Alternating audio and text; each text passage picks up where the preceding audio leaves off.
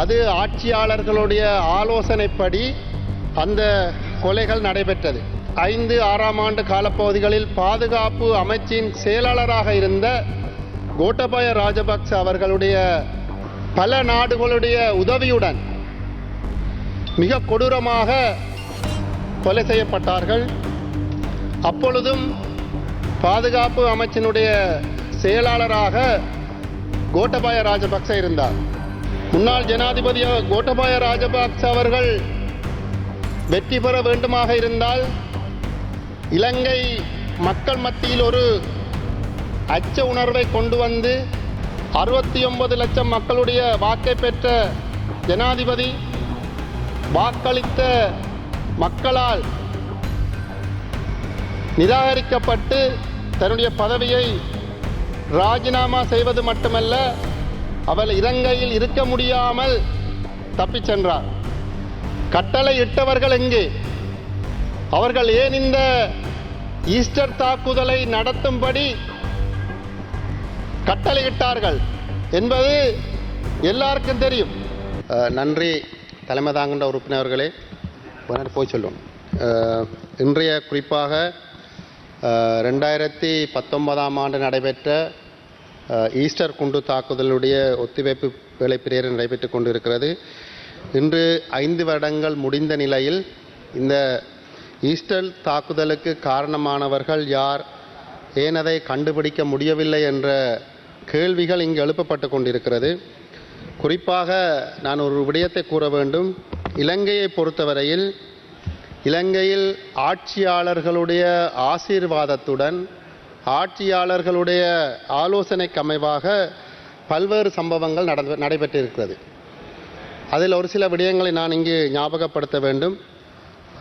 குறிப்பாக முன்னாள் கௌரவ பாராளுமன்ற உறுப்பினர் ஜோசப் பர்ராசிங்கம் அவர்கள் கிறிஸ்மஸ் திருப்பலியின் போது 2005ஆம் ஆண்டு கிறிஸ்மஸ் திருப்பலியின் போது அவர் திருப்பலியில் பங்கு பெற்றிக் கொண்டிருந்த போது சுட்டுக் கொல்லப்பட்டார். 2006ஆம் ஆண்டு முன்னாள் பாராளுமன்ற உறுப்பினர் அவர்கள் இறக்கும் போது பாராளுமன்ற உறுப்பினர்களாக இருந்தார்கள். இறக்கும் போது என்று சொல்வதை விட கொல்லப்படும் போது அவர்கள் பாராளுமன்ற உறுப்பினர்களாக இருந்தார். ගරුමන්තුමා ඔබතුමාට තව මිනිත්තු 9ක කාලයක් වැඩිපුර ලැබෙනවා. 2006ஆம் ஆண்டு முன்னாள் பாராளுமன்ற உறுப்பினர் ரவிராஜ் அண்ணன் அவர்கள் கொழும்பில் பட்டப்பகலில் சுட்டுக் கொல்லப்பட்டார். இந்த 2 சம்பவங்களை பார்க்கின்ற போது பல்வேறுபட்ட ஆதாரங்கள் தடயங்கள் கிடைக்கப்பெற்றது. ஆனால் ஏன் அந்த குற்றவாளியை கண்டுபிடிக்க முடியவில்லை அல்லது குற்றவாளிகளுக்கு தண்டனை வழங்க முடியவில்லை, குற்றவாளிகளை இனங்காண முடியவில்லை என்றால் அது ஆட்சியாளர்களுடைய ஆலோசனைப்படி அந்த கொலைகள் நடைபெற்றது. குறிப்பாக அந்த காலப்பகுதிகளில் முன்னாள் ஜனாதிபதி 2005-6ஆம் ஆண்டு காலப்பகுதிகளில் பாதுகாப்பு அமைச்சின் செயலாளராக இருந்த கோட்டபாய ராஜபக்ச அவர்களுடைய ஆலோசனையில் அந்த 2 பாராளுமன்ற உறுப்பினர்கள் கொல்லப்பட்டார்கள். அதன் பிற்பாடு 2009ஆம் ஆண்டு மிகப்பெரிய யுத்தம் நடைபெற்றது. அந்த யுத்தத்தில் பல்லாயிரக்கணக்கான தமிழ் மக்கள் பல நாடுகளுடைய உதவியுடன் மிக கொடூரமாக கொலை செய்யப்பட்டார்கள். அப்பொழுதும் பாதுகாப்பு அமைச்சினுடைய செயலாளராக கோட்டபாய ராஜபக்ச இருந்தார். 2019ஆம் ஆண்டு ஈஸ்டர் தாக்குதல், குறிப்பாக ஈஸ்டர் திருப்பலியின் போது கத்தோலிக்க மக்களையும் மேற்குலக குறிப்பாக பிரித்தானியா அமெரிக்கா போன்ற நாடுகளுடைய சுற்றுலா பயணிகளையும் இலக்கு வைத்து அந்த தாக்குதல் நடைபெற்றது. அந்த தாக்குதலில் கூட பல்வேறுபட்ட தடயங்கள் காரணங்கள் விசாரணை செய்யக்கூடிய வகையில் பல்வேறு சம்பவங்கள் நடந்திருக்கிறது. ஆனால் இன்றும் யாரால் கட்டளை வழங்கப்பட்டதென்ற அந்த கேள்விக்கு பதிலில்லாத ஒரு வினாவாக இந்த சபையில் பிரேரணை முன்வைக்கப்பட்டிருக்கிறது. 2019 ஆண்டு ஈஸ்டர் தாக்குதல் நடைபெற்றது. மிக முக்கியமாக 2019 ஆண்டு நடைபெற இருந்த ஜனாதிபதி தேர்தலினுடைய ஒரு நகர்வாகத்தான் மக்கள் அதை பார்க்கிறார்கள். என்னுடைய கருத்தும் அதாகத்தான் இருக்கிறது. 2019 ஆண்டு நடைபெற இருந்த அந்த ஜனாதிபதி தேர்தலில்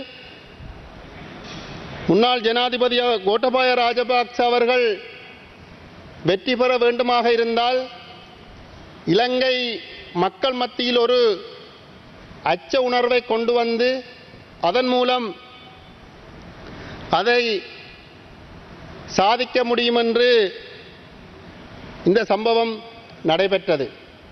ஆனால் இறைவனுடைய திருத்தலங்களில் இந்த இலக்கு வைத்து தாக்குதல் நடைபெற்றது. அந்த இறைவனுடைய தீர்ப்பாக அந்த ஜனாதிபதி அவர்கள் மக்களால் நிராகரிக்கப்பட்டு தன்னுடைய பதவியை ராஜினாமா செய்கின்றார். 2005 ஆண்டு அமரர் ஜோசப் பராசிங்க முதல் அமரர் ரவிராஜ் அண்ணன் முதல் 2009 ஆண்டு இறுதி யுத்தமாக மன்னார் கிளிநொச்சி வவுனியா பிரதேசங்களில் நடைபெற்று கடைசியாக முள்ளிவாய்க்காலில் 2019 ஆண்டு மே மாதம் தன்னுடைய இரத்த களரியை அங்கு அமுல்படுத்தி தன்னுடைய பெயரை நிலைநாட்டினார். ஆகவே இந்த 4 சம்பவங்களுக்கு பின்னாலும் முன்னாள் பாதுகாப்பு அமைச்சர் முன்னாள் ஜனாதிபதி அவர்கள் இருந்திருக்கிறார். இலங்கையில் என்றுமில்லாதவாறு 69 லட்சம் மக்களுடைய வாக்கை பெற்ற ஜனாதிபதி வாக்களித்த மக்களால் நிராகரிக்கப்பட்டு தன்னுடைய பதவியை ராஜினாமா செய்வது மட்டுமல்ல, அவர் இலங்கையில் இருக்க முடியாமல் தப்பிச் சென்றார். இதுதான் இந்த வரலாறு. இதில் உண்மை சம்பவங்கள் அறிய முடியாது. ஏனென்றால் 2019 ஆண்டு ஈஸ்டர் தாக்குதல் நடைபெற்ற போது அப்போதைய ஜனாதிபதியாக மைத்திரிபால சிறிசேன அவர்கள் இருந்தார். பாதுகாப்பு அமைச்சராகவும் ஜனாதிபதியாகவும் மைத்திரிபால சிறிசேன அவர்கள் இருந்தார். ஆனால் அவர் அன்று முதல் இன்று வரை காலத்துக்கு காலம் பல்வேறுபட்ட கதைகளை கூறி மக்களை திசை திருப்புகின்ற அல்லது மக்களை ஏமாற்றுகின்ற செயல்பாடாக முன்னாள் ஜனாதிபதி மைத்திரிபால சிறிசேன அவர்களுடைய கருத்துக்கள் தொடர்ச்சியாக இடம்பெற்றுக் கொண்டிருக்கிறது. இந்த ஈஸ்டர் தாக்குதல் நடைபெற்று 5 வருடங்கள் முடிந்திருக்கிறது. ஆனால் இந்த ஈஸ்டர் தாக்குதலினுடைய கட்டளையிட்ட அந்த நபர் யார்? கட்டளையிட்டவர்கள் எங்கே? அவர்கள் ஏன் இந்த ஈஸ்டர் தாக்குதலை நடத்தும்படி கட்டளையிட்டார்கள் என்பது எல்லாருக்கும் தெரியும். ஆனால் அது சாட்சி பூர்வமாக நீதித்துறையால் அது சாட்சிப்படுத்தப்படவில்லையே ஒழிய அது இந்த நாட்டு மக்களுக்கு முழுமையாக தெரியும். அதில் ஒரு சில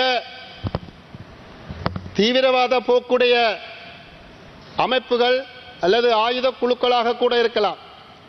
அவர்கள் இதில் பயன்படுத்தப்பட்டிருக்கிறார்கள் என்பதுதான் என்னுடைய கருத்தாகவும் பொதுவான மக்களுடைய கருத்தாகவும் இருக்கிறது. ஏனென்று சொன்னால் அதில் ஏன் 2019ஆம் ஆண்டு ஏப்ரல் மாதம் தாக்குதல் நடைபெறுகிறது, 2019 செப்டம்பர் அக்டோபர் பகுதிகளில் புதிய ஜனாதிபதி தெரிவு செய்யப்படுகிறார். ஆனால் ஏன் அந்த முழுமையான விசாரணையை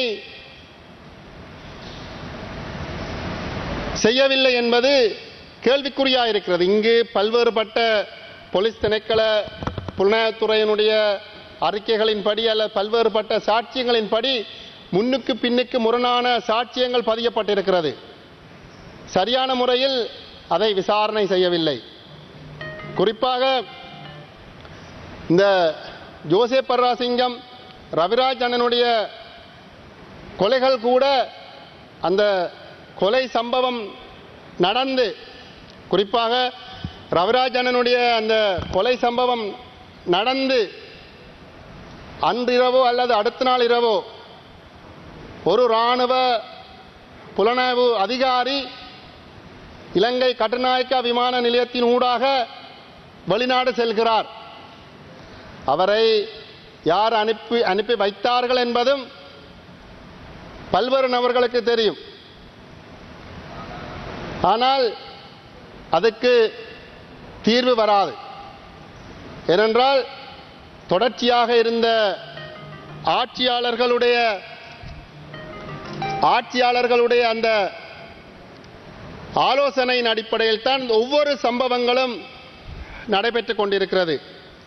ஆகவே தலைமை தாங்குகின்ற உறுப்பினர்களே, இந்த ஈஸ்டர் தாக்குதலுடைய இன்றல்ல நாளையல்ல இதற்கு சரியான விசாரணை நடைபெறாது என்பது என்னுடைய கருத்தாக இருக்கிறது. தொடர்ச்சியாக இது தொடர்பாக பாராளுமன்றத்தில் 3 நாட்கள் விவாதம் வைத்து மக்களுடைய பணத்தை வீண்விரயம் செய்கின்ற ஒரு நிகழ்வாகத்தான் இதை நான் பார்க்கின்றேன் என்பதை இந்த நேரத்தில் கூறிக்கொள்கிறேன்.